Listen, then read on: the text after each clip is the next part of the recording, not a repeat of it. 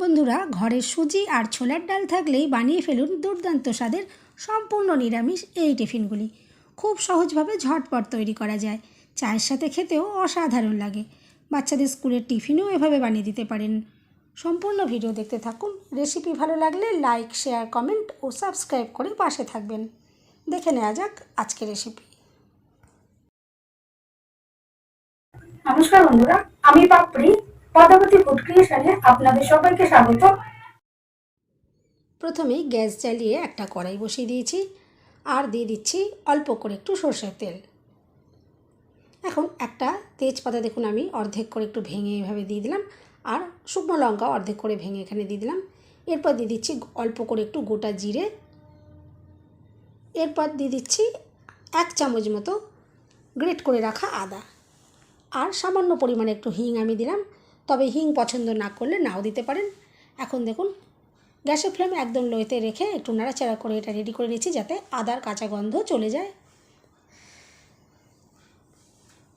এরপর আমি এখানে কিছুটা নারকেল ছোট ছোট কুচি করে কেটে নিয়েছি, আর অল্প একটু কিশমিশ এখানে দিয়ে দিলাম। এখন এটাও নেড়েচেড়ে একটু রেডি করে নেব।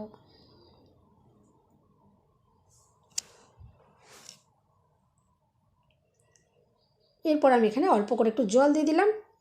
এখন এখানে ড্রাই মশলা আমি কয়েকটা ইউজ করব। দিয়ে দিচ্ছি প্রথমেই অল্প একটু হলুদ গুঁড়ো, আর দিয়ে দিচ্ছি একটু লঙ্কার গুঁড়ো, ঝাল আপনারা পছন্দ মতো কম বেশি ব্যবহার করবেন। আর দিয়ে দিলাম একটু জিরের গুঁড়ো। এরপর নাড়াচাড়া করে দেখুন একটু রেডি করে নিলাম।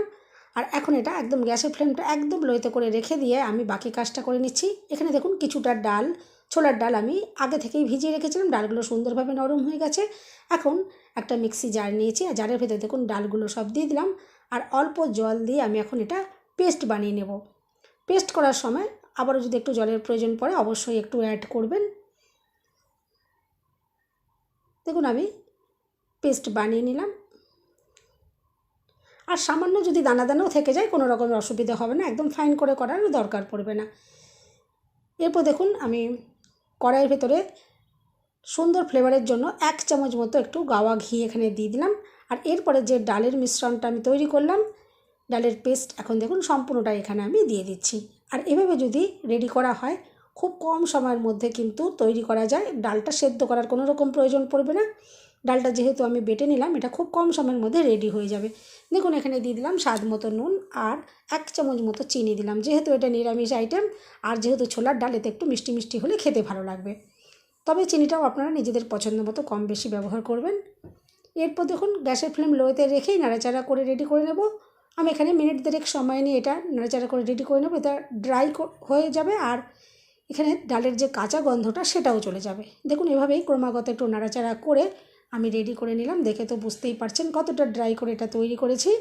আর এখন কিন্তু ডালের সম্পূর্ণ কাঁচা গন্ধটা এখান থেকে চলেও গেছে। ঠিক এভাবেই রেডি করে নিতে হবে। এখন দেখুন একটা জায়গার মধ্যে এটা আমি নামিয়ে নিচ্ছি,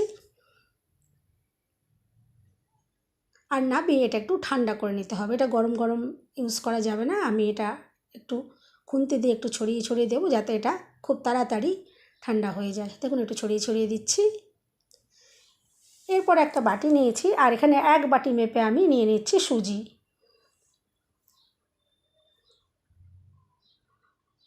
এখানে আমি সরু দানার যে সুজিটা হয় সেটা নিয়েছি, তবে যে কোনো দানার সুজি ব্যবহার করতে পারবেন, কোনো রকম অসুবিধে নেই। সুজির একটু গুঁড়ো করে নিতে হবে, তার জন্য দেখুন মিক্সি জারে আমি দিয়ে দিলাম আর গুঁড়ো করে নেব। দেখুন ঢাকনা বন্ধ করে দিয়েছি। সুজির গুঁড়ো দেখুন একদম রেডি করে নিলাম। এখন এটা একটা জায়গার মধ্যে আমি ঢেলে নিচ্ছি। আর যেহেতু এটা সুজি, এটা সম্পূর্ণ গুঁড়ো করা যায় না, এটা একটু দানা দানা ভাব থেকে যায়। দেখুন একটু দানা দানা ভাব এটা রয়ে গেছে। এভাবে এটা আমি রেডি করে নিলাম। এখন এখানে দিয়ে দিচ্ছি 1 বাটি মতো ময়দা, আর দিয়ে দিচ্ছি স্বাদ মতো নুন। আর এরপর দেখুন একদম 1 চিমটে মতন আমি এখানে নিয়েছি বেকিং সোডা। যেহেতু সুজি দিয়ে তৈরি করছি, একটু বেকিং সোডা এখানে দিতে হবে, তাহলে এটা ভীষণই মুচমুচে তৈরি হবে। এরপর ভালো করে মিশিয়ে নিলাম, আর তারপরে আমি এখানে দিয়ে দিচ্ছি 2 চামচ মতো সাদা তেল। সাদা তেল দিয়ে খুব ভালো করে দেখুন হাত দিয়ে এভাবে ঘষে ঘষে আমি মিশিয়ে রেডি করে নিলাম। এরপরে নর্মাল জল অল্প অল্প করে দিয়ে মেখে নেব। দেখুন জল বাড়ে বাড়ে করে দিয়ে আমি এটা মেখে নিচ্ছি। আর এখানে মিডিয়াম করে একটা ডো তৈরি করব, খুব শক্তও নয় আবার খুব নরমও নয়। দেখুন মিডিয়াম করে আমি ডোটা রেডি করে নিয়েছি, আশা করছি দেখে তো বুঝতেই পারছেন। এরকম মিডিয়াম করে একটা ডো রেডি করে আমি এখন এটা 10 মিনিটের জন্য চাপা দিয়ে রেখে দেব। যেহেতু সুজি দিয়ে তৈরি হচ্ছে, এটা একটু রেস্টে রাখতেই হবে। সুজি এভাবে রেখে দিলে সুন্দরভাবে এটা সেট হয়ে যাবে, ফুলে এটা আরও অনেক সফট হয়ে যাবে। দেখুন এখন এটা রেডি হয়ে গেছে। আমি এখান থেকে ছোট ছোট করে লেচি তৈরি করে নিচ্ছি। আর লেচিগুলো তৈরি করার পর প্রত্যেকটা লেচি এভাবে দেখুন আমি হাত দিয়ে গোল গোল করে রেডি করে নিয়েছি, যাতে বেলার সময় সুবিধা হয়। এরপর একটা লেচি নিয়ে সামান্য গুঁড়ো ময়দা ছড়িয়ে বেলে নিতে হবে। নর্মাল যেরকম আমরা লুচি তৈরি করি ঠিক লুচির মতো সাইজেরই বেলে নিচ্ছি। এটা বেশি বড় করে বেলার প্রয়োজন হবে না।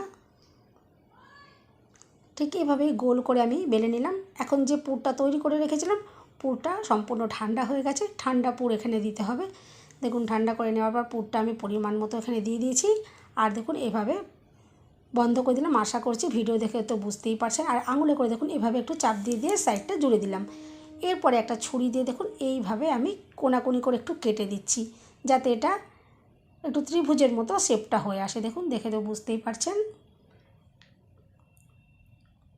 কোনো রকম হ্যাঙ্গাম করতে হবে না। এভাবে গোল করে বেলার পরেই কিন্তু এটা মুড়ে দিয়ে সাইড থেকে এভাবে কেটে দিলে কিন্তু সুন্দর একটা শেপ চলে আসে। দেখুন এরপর সাইডগুলো একটু ভালো করে হাত দিয়ে আমি চেপে চেপে বন্ধ করে দিচ্ছি, যাতে তেলে ভাজার সময় যাতে এগুলো খুলে না যায়। আর দেখুন হাত দিয়ে পুরটাকেও একটু আমি একটু ঠিকঠাক করে দিচ্ছি, যাতে এটা চারিদিকে সমানভাবে ছড়িয়ে যায়। দেখুন এভাবে কত সহজেই কিন্তু এই নাস্তাগুলো তৈরি করা যাচ্ছে। এরপরে ভেজে নেওয়ার জন্য কড়াইতে কিছুটা তেল আমি গরম করে নিয়েছি। মিডিয়াম গরম করে নেওয়ার পরে দেখুন টিফিনগুলো দিয়ে দিয়েছি। আর তেলে দেওয়ার সাথে সাথে কত সুন্দরভাবে এগুলো ফুলকো ফুলকো তৈরি হয়েছে। আর খুব কম সময়ের মধ্যেই কিন্তু এই টিফিনগুলো ভেজে নেওয়া যাবে। আর আস্তে আস্তে দেখুন দু পিঠ ভালো করে উল্টে পাল্টে আমি ভেজে রেডি করে নিয়েছি। আর সুন্দর কালারও চলে এসছে, ভেতর থেকেও সুন্দরভাবে ভাজা হয়ে যাবে। এভাবেই আমি সমস্ত টিফিনগুলো ভেজে রেডি করে নিয়ে তারপর আপনাদেরকে দেখাবো ভেতর থেকে কতটা সুন্দরভাবে রেডি হয়েছে। আর যেহেতু সম্পূর্ণ নিরামিষ টিফিন, এটা কিন্তু যে কোনো দিনে আপনারা যে কোনো নিরামিষ দিনে এটা বানিয়ে খাওয়া যেতেই পারে। বাড়ির প্রত্যেকের কিন্তু ভীষণ পছন্দ হবে, খেতে অসাধারণ হয়। এভাবে যদি ট্রাই করে না থাকেন একবার এভাবে ট্রাই করবেন। বন্ধুরা রেসিপি ভালো লাগলে একটা লাইক দিতে একদম ভুলবেন না। চ্যানেলটা সাবস্ক্রাইব করে পাশে থাকার অনুরোধ রইল। সবাই সুস্থ থাকবেন, ভালো থাকবেন। দেখা হবে নেক্সট ভিডিওতে। দেখুন এরপর একটা টিফিন আমি দেখাই, দেখে তো বুঝতেই পারছেন যে কতটা ফুলকো তৈরি হয়েছে, খেতে অসাধারণ লাগে। আর এরপর একটু ভেঙে দেখাই যে ভেতরটা কতটা সুন্দরভাবে তৈরি হয়েছে আর পুর কত সুন্দরভাবে সমানভাবে রয়েছে। এভাবে যদি না ট্রাই করে থাকেন একবার অন্তত ট্রাই করবেন। আশা করছি আজকের রেসিপি আপনাদের ভালো লাগলো।